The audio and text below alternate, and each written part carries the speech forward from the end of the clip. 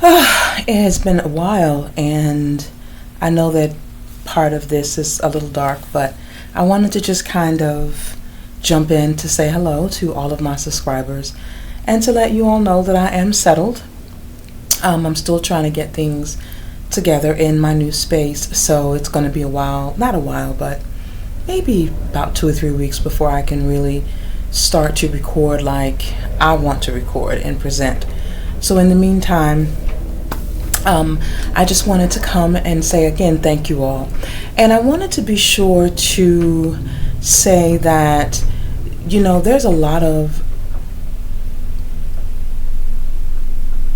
I'm sorry, I hear something outside. There are planes that come overhead. But at any rate, I wanted to come on and I wanted to say that I know that there's a lot of buzz going on about relationships and marriages and women and men and how we are relating to each other. And you have the male podcasts and the women podcasts, and you have the podcasts in which the women and men have joined, especially in the Black community, and how we move and operate with one another. So before I really kind of get settled and get things a little bit more structured, and me wanting to kind of peek my head in every now and again to let you all know that I have not forgotten about you. I haven't forgotten about what's in my heart like a lot of other YouTubers. But just to say that for me, it's really about women first, of course, and that I want to make sure that all of my subscribers know that I'm definitely about relationships and marriage and love. That is the first thing that I want to say. And I also wanted to reiterate that for women to remember, especially Black women, to remember that we can get sidetracked by a lot of things that are going on about just, when you're hearing all the negative things about Black women, and then later women in general, and you get caught up in what you should be looking for and all of these things that bombard us. And I want to make sure that, again, I reiterate that for me, my journey was about me first, and that I had to be sure to take a look at myself. And am I there yet? Not really. When I say not really, I mean that there are some things I know that I need to work on, but I also want to say that at 50 years old, I'm pretty much at a point where I think I know myself to the degree that I'm comfortable, that I don't have any doubts about who I am and what it is that I want based on how I grew up. And I grew up in a certain time frame with a certain mother and a certain father in different circumstances that has made me to be the woman that I am. And that I am grateful to have had the mother that I had and the father that I had. That I have learned to put aside all of the things that I wish I had learned, or the environments that I wish I had grown up in. The bottom line is that I did not. And so part of letting go of this idealistic thing of, what I wish I could be in terms of when you think about the trad wives, stay-at-home moms, whatever term people are using for any number of positions as a woman, because there are many different positions based on how you've grown up, and accepting that I had just came out of an era in which that whole idea of women. Now, my stepmother worked, but she was still a caterer to my father. They still had the old school values, but of course, she had to work. And so I come from an arena in which my mother had to work, and that I had siblings, and we did not live in the home with my biological father nor my siblings' biological father. And so I've learned to let go of the environment that I needed to grow up in to marry a man that had a different ideology about what my role was, or what the traditional role as a woman should be. And even though I do want that, I kind of saw my parents, my stepmother and my dad, I still saw that role as still old-fashioned, with the exception that my mother worked. There are many things in that I saw that I didn't like, but there were very few. And any situation you're in, there are going to be things that are going to be good and some that are going to be bad, depending on who you ask and what a person's tolerances are. So at any rate, I am going to keep this short, but I wanted to make sure before I move forward, and me being excited about doing what's in my spirit and in my heart, and understanding that I'm in a place in my life now where I'm struggling a bit, not with anything major, because I accept where I am, I accept where I've come from, I accept it all, because I understand that this is who I am based on the way that I grew up, and some things there's no getting out of me, and I wouldn't change that, and I wouldn't because God didn't make a mistake on who my mother was and who my father was in my environment, because he's been with me every second, and I can say that definitively. And so I've had to reconcile that within myself so that I could stop carrying guilt and stop wondering why I was the way that I was, and I realized that that was part of his plan. And I mean that literally, that he revealed that to me. And so, ladies, again, I want to remind you that you have to really come to terms with yourself and what it is that you want, and that emotion and the way that you operate mentally are two totally different things, and you're going to have to accept that. And as I move forward and I try to explain the way that I see things, that nobody has to adhere to or gravitate to, please know that I believe in black love and I believe in family. I really, really do. I've had many different challenges like a lot of other people, but you have to also keep in mind before I end the video, and again, like, I'll be back in full force once I get my environment under control. Right now I'm on the floor with the plan and etc.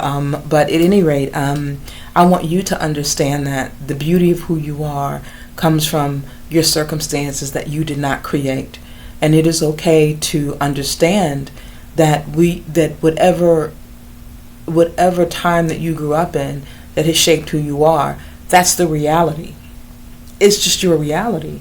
And if you saw something in growing up that you liked or didn't like with your parents, you can still make decisions and decide what is your vision of marriage. What does a husband look like to you? We all have different examples because we all grew up differently now. This isn't the 1920s or 30s or these. We're just in different times. And so let me say that I hope that you are in a place in your life where you can really just focus and say, who am I? Am I all right with that? Is there something that I want? And look at all of the things that's necessary to change that or not. Because at the end of the day, if you truly want love in marriage, if that's in your spirit and heart, and maybe the things that you're seeing in the media or whatever, let me just say this. I think the point that I'm trying to get at is I know what it is that I want, and I know the challenges that are keeping me from that, and I also know that it's going to require a lot of forgiveness and discipline in order to understand that I'm going to have to give up a lot about myself, and to me, is that worth it? Because then ultimately, I have a right to make that decision for myself. No one is going to make that decision for me. And because I have a relationship with God at the moment, not that I am perfect and I have a bit of a ways to go, but I do have a relationship with Him, and that I'm trying to understand that whatever my position is with Him, that I can still do His work. And it's going to take a lot for me to understand that for me to open my space for my husband, that is going to require me to come out of certain things. But these are the things that I have spoke about early on in several videos, in which as a woman, you have to look at yourself, and there are many different things that may have to take place. But I want you to also understand that you do have to look out for men that really do seek out to destroy you. You have to understand that, because I see myself as a woman of value, meaning I value myself in that the way that I grew up, I wasn't valued. My father loved me. In the beginning, my childhood was pretty bad, like a lot of people's, but I'm saying all of that to say that I I believe that God wanted me to know that as a woman, He wanted me to be with a man who saw me as a human being and a person first, and not just a female who breeds babies and who wipes down counters and who doesn't need love and affection or his male energy or his protection.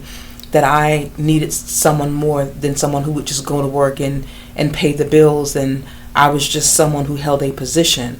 And in a lot of cultures, or maybe not a lot of cultures, but there are cultures in which a woman, her position is just a wife, that she is chosen based on looks, or the family chooses the person, and the woman doesn't get to decide when she's hurt, if she hurts. If she has a problem, she has to go to her girlfriends and her husband. That's not her husband. Her husband's position is just to give you babies. You take care of the babies, the house, make the appointments, and do these things. You cater to him, and you are supposed to be a superwoman in that you have to handle him and his needs, his sexual needs, feed him, make sure you tend to the babies, and all of these extra things. And that men just go to work, and their day was so hard that they come home and they don't have the mental or the emotional capacity to deal with you or the kids. And so we do take on a greater role, and that me as a woman, I know definitively that I am the kind of woman that just can't serve a role. And if I do, for me, that's going to require a great deal more from the man. And the reason being is because even though I know what my position is as a woman, I have grown up in an environment in which I know what it feels like for someone to just see you as something, that you are just the thing. You are a means to an end. You are something that is used for something, and that you don't exist. And I think that a lot of women are not necessarily fighting being subservient, submissive, or whatever term you want to use, for those people who see women as just something who breeds babies and so forth and so on. I'm not the kind of woman that is going to be with a man who just sees me as something, that I can be mistreated, I can be disregarded, I can be cheated on, and all of those things, and I'm just supposed to my whole purpose is just to be there for someone who doesn't see me as a living, breathing person who has issues. And that's just not who I am. And I would rather be alone, because at the end of the day, and entertain when I feel like it, because at the end of the day, I don't have to not exist just so that someone can treat me poorly and say, well, that's just my position, that I don't get to exist. I'm not built for that. I will never be built for that. And if I do, then that means that there are certain things for me that I'm just simply going to do, and I'm going to have someone who understands what those requirements are for me, if it's going to be a business deal. But for me to just be a woman that just says, you're going to hit me over the head, drag me into somewhere, and this is what I'm going to do, and that I don't get to think, feel, or anything. I'm just not that. And I don't have to be that. I honestly don't. And that I've made a decision for myself that whatever happens, I have to ultimately be responsible for what that's going to mean for me. And so for all of the women who are looking, I want you to understand that it's not for me to decide for you what that looks like for you. And when you look at even a lot of women in a specific culture in which their position is just to be the wife, and they get to be burned and stoned and killed and maimed, and they don't get to go to school, they don't get to be a person, they don't get to do anything, because men don't see them as people. That there's just something, that their belief is that you are just something that are to breed babies and so on and so forth. So please understand that that I'm not deciding that for anyone, because I know in my spirit that's not for me, because we have too many different races in the world and different religions, and people have been raised and groomed and they've been exposed to something different. That's not my fight. It can't be my fight. I'm a black woman, and so in that I can only relate all of my experiences and what I know to who I am and what I saw growing up. So let me say that moving forward, as I start on my journey, I just want women to understand, for those who feel something in themselves, that you do have a right to who you are. You have a right to your mind. You have a right to your heart. And I'm the kind of woman that I talk back. And I don't mean that I am combative and all of those things. If I need to be, then I will. There's a lot of things that I let go, but I exist. I exist.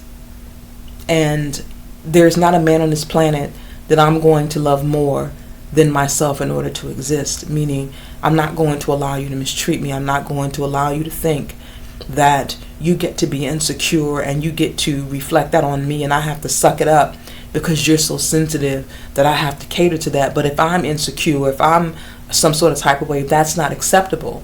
That if you are a grown man and you want to be treated like a grown man and you want to be treated a certain way, why would I as a woman believe because I have a vagina and boobs and that I am softer that I have to allow you to be a man, and that means that I have to be mistreated and degraded and all of these things, and I'm supposed to allow you to do that? And I'm not talking about in the ways that it's supposed to be. I'm talking about ways in which I have to feel and be degraded in public and in certain ways just to prove something. And what's interesting is that if a woman approaches a man and she is insecure or she's needy or she's all of these things, that's not acceptable for a lot of men. I'm not supposed to be insecure and needy and why should I have to do this and why should I have to, constantly reassure you. But the expectation is that because I am a woman, I'm supposed to do that for this big, strong man who's supposed to lead, and I'm supposed to allow him to lead. So am I telling you that whomever woman is listening, and I'm not telling you what or what not to do in your relationship. I am not telling you any of that. That is not my concern.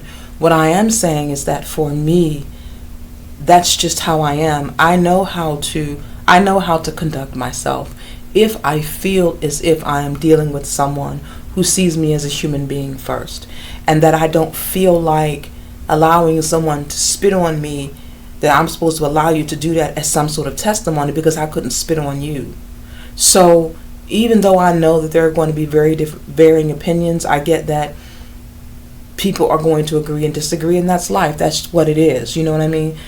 It's par for the course. But I will say that I have accepted whatever is going to come and not going to come with that.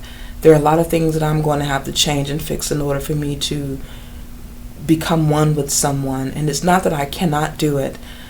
I've just again have been dealing with something that has altered how I move, and a lot of it I've become quite skittish, and I'm trying to work out of that, and that'll be in my own time. But moving forward, as a woman, be very clear about who you are, and understand that you cannot subscribe to a lot of the things that you see and hear, because at the end of the day, it'll only confuse you, and whatever it is that you want is going to require some sort of sacrifice somewhere.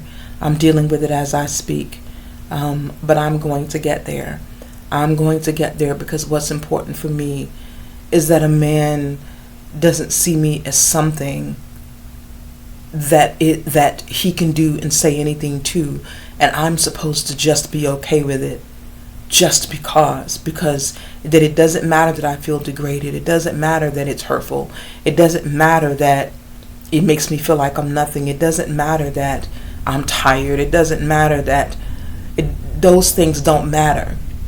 It only matters that I'm willing to be that in order to signify something. And I'm not saying love doesn't require a great deal of something. I'm saying that it reminds me of the movie Fences. My son wanted to see that movie, and I went to go, and I ended up leaving a little early out of the movie because over half of the way through, I couldn't deal. And I couldn't deal because there were too many things in it that was a little bit disturbing to me. Not Viola's character taking in the baby from another woman. It wasn't that. There were some other things. It was part of that. It was a number of things that I felt that it was very detrimental to me as a woman. And I don't believe that just because the way things were, that it was actually meant. I think I can tie too many things into why I can see how we've gotten to the point where we are. And to close, on YouTube there was a thread that was supposed to go, there was a thread, and the topic, I didn't look at the video, but there was a topic where it was a man who was saying, why is it that women don't stay married as long as their mothers and their grandmothers used to? And if you listen to a lot of videos, a lot of the women said they were unhappy. They couldn't work, they didn't work. The man made the money, he was cheating, he was abusive. And there are millions and millions of stories of women who just admitted there were a lot of happy marriages, but overwhelmingly women were saying these women were not happy because they were being treated some sort of type of way.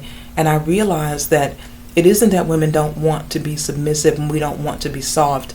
It is that there are so many things wrong that men just don't care about, because a lot of men just don't see women as people, that we're not human. We are expected to really do more, whether people realize it or not, and we're supposed to just do it. We're supposed to do things and still be mistreated in the process, and we're made to believe that that's what we're supposed to do, that we're supposed to accept a life. They call it a certain level of unhappiness or something. But I think that I want to be able to be a helper to my mate. I want to be able to be there and to do all that I'm supposed to do. But what I'm asking is so minimal that I'm having difficulty. And for my specific situation, mine is very specific in that I have not been short of amazing gentlemen that I have met who are exceptional. But there's a certain layer to mine that makes it a little bit more difficult. But let me just say this to you, ladies. You do have a right to love yourself and know yourself. Nobody gets to tell you that you get to be vacant just for them. Not even a man. You don't get to not exist. And what I mean by that is you can be a helper, a helpmate, a helpmeet. You can love your husband and be there for him and see all of those things. But if you are the kind of woman that exists and you want your man to embrace you if you are unhappy, if you're sad, if you've had a long day, if you want your man to show you some sort of attention that validates you are my wife or you are my woman and you're doing an amazing job, and when you are hurting and I can see that you're hurting and all you need me to do is just hold you, you have a right to ask that. You have a right to exist if that's what it is that you want. And if you're with a man and he's not willing to give that to you, and you are entitled to sign on any dotted line that you choose to sign on. You absolutely do. I'm not going to tell you not to do that. I'm not going to start some sort of revolt, because ultimately it's going to be your decision. And some women would rather be with the man that they love and get nothing in return. Nothing. Just to be there. Am I telling you not to? Baby. I don't, that's the line I don't cross, because that's not for me. That's not a decision for me. It has to be in your spirit enough, because either way, whatever you're willing to do to have it, that's on you, because you're the only one that is going to have to suffer through it if you feel like it's a suffering. You're more than welcome to do that. I would not. But what I do not want is I do not want to be in a relationship with a man and have him suffer unhappiness just to be with me. I want him to be the happiest that he's ever been. I want to give him a place of peace within me and within the home. I would never ask anybody to be miserable with me just because. That makes no sense to me. I would want someone to be with me, and the joy of being with me and the comfort that I will provide in the home, and I would want that to be everything. Why would I want somebody to come home and be miserable and to be unhappy? That's beyond me. And I know that the right person is going to see that and deliver that to me back in a way in its simplicity. So, ladies, just love yourselves. I will see everyone again soon. And for all of you gentlemen, also be encouraged. And you guys have a nice night.